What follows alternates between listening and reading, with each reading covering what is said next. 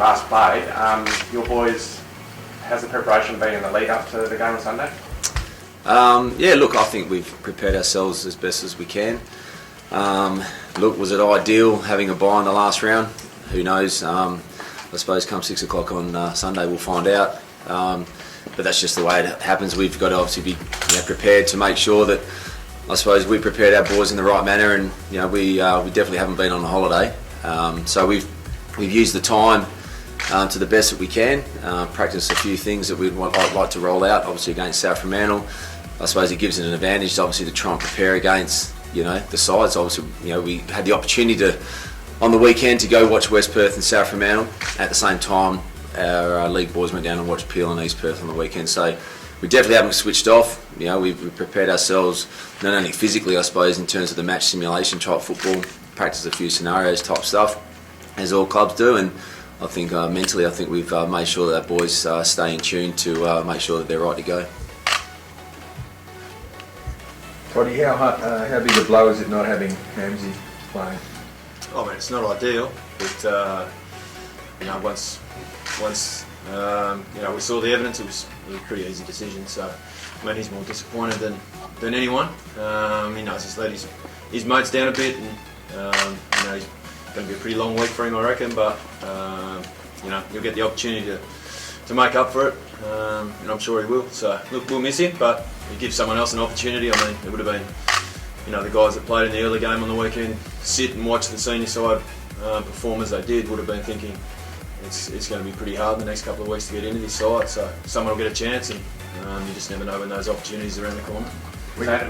Adam Guglielmana at the head of that queue. I think he had 32 Ps in the reserves. Yeah, he's good. Did everything we asked him. But we got Steve Edwards as well, who's played majority in the senior side, also back from injury, and he performed really well. Chris Luff was probably unlucky to miss out. Tim English was definitely in the mix again.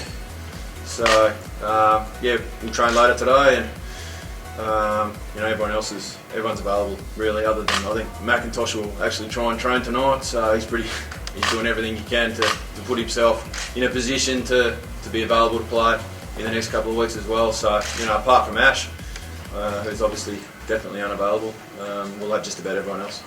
What's the chances you might bring English in? We might get a look at him in a big game. Well, look, man, he played 2 weeks ago, made his debut, and against Angus Graham, and was very good. So played well again last week. So we'll have a look at. Obviously, we looked at Subi, pretty closely the last couple of days, and we'll train tonight and then go through selection. So could be a long night. How good a prospect is he, in your opinion? Super. Yeah. Look, probably a couple of years ago when I was helping out at Hale, he was playing in the PSA Cup, and he was maybe 6'3", maybe playing behind the ball and catching everything. So he's grown a lot in the last 18 months especially, but after the taps, he tracks the ball like a kid that's played sort of midfield all his life. So but I think he'd be a great young player. Having all three grades play on Sunday is obviously helping in terms of building up club momentum.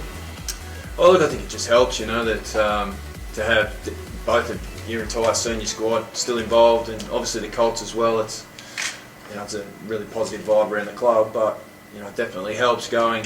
Hopefully we go really deep into September, and it obviously helps if you've got boys being able to play in the reserves and still keep their form up and keep the pressure on the boys above them. So it's been a positive, no doubt.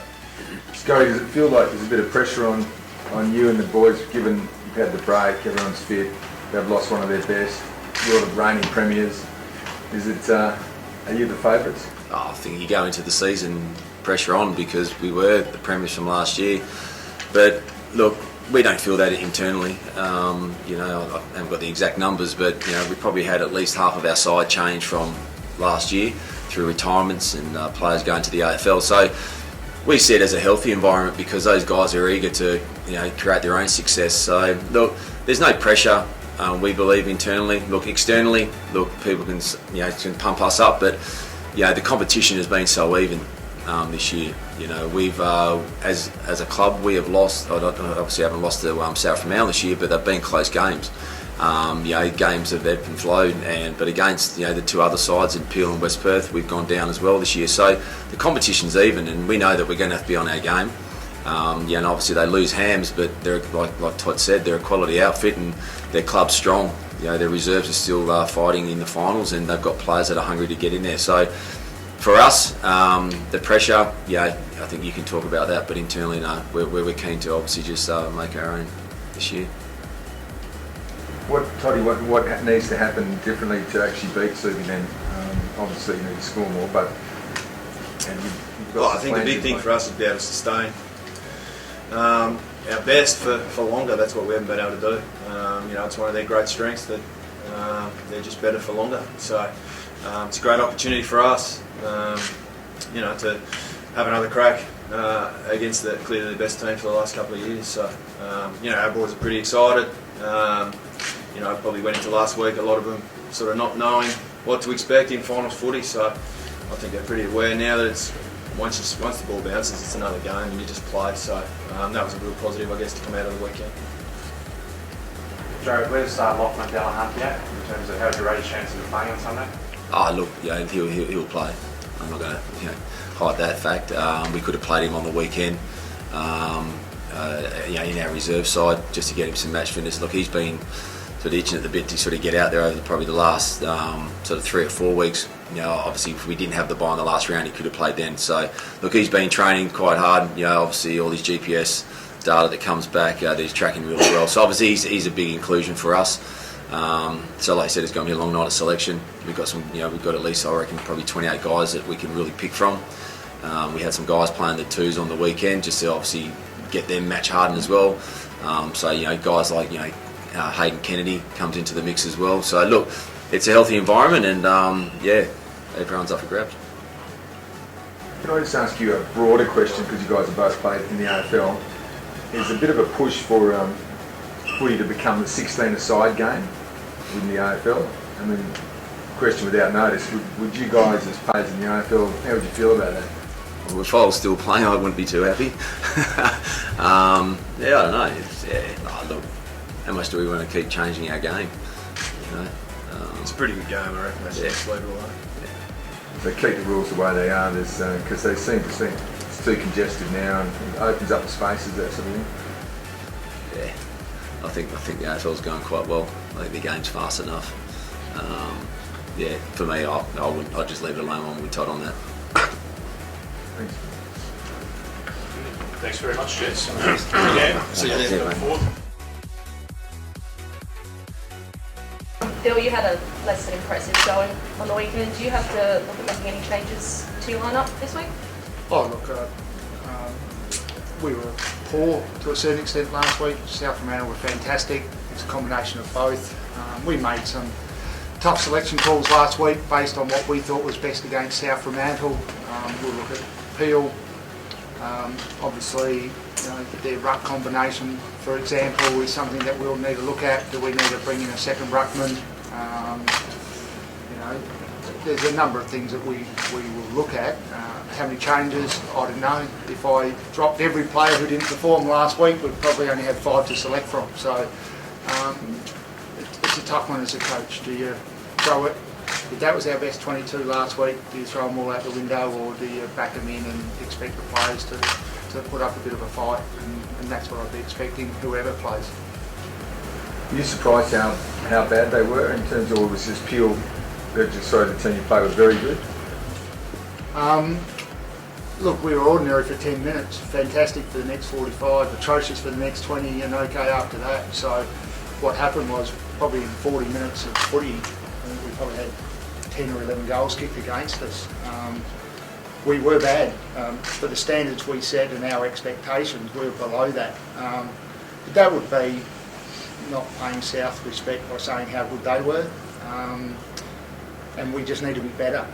In some ways, we can't reflect too much on last week. That's happened. And we need to make sure that we focus on Peel, work on trying to rein in their strengths and be a lot more positive than we were for long periods last week. It's tricky, isn't it? Because you could be coming in against a team that probably is better than South even. So you have to lift a lot to match them. that's your opinion. If you want me to say yes, they're better than South, they're better than South. If you want me to say no, I don't know. All we do is prepare for the opposition. And over the last couple of years, we've played field ranging from 3 in the qualifying final last year to probably 15 or 16. So you just deal with what they've got. They're a good side. You don't finish in the finals and have a comprehensive first finals win without being a good side. So the number of players that are from Fremantle is irrelevant to us. We just need to be at our best. How do you feel, Shep? Everyone's starting to think Field's up and about. They're the ones that are sort of on the rise. Do you feel any pressure, or how do you feel? Oh no, look, we were really pleased to get the first finals win for the club, but I think everyone's taking a little bit out of context West Perth's performance last week. We've met them on many occasions, and they didn't finish third on the ladder for any other reason than they won enough games. I think they won 12 out of the last 15, and it's never as bad as it seems. And I think it'll be a really humdinger on the weekend, and we're looking forward to the challenge, and we know West Perth will be up and going. They love to rally West Perth, there's no doubt about that. So is your AFL blokes would be pretty prepared for that, though, wouldn't De Boer and those sort of guys? Well, whether it's AFL, we're one club now, and obviously we'd like to think we're up for the challenge, but we know that the challenge is going to be really strong, and good sides respond really well, and we know we played a good brand of footy last week. That's why I think it'll be a good game on the weekend.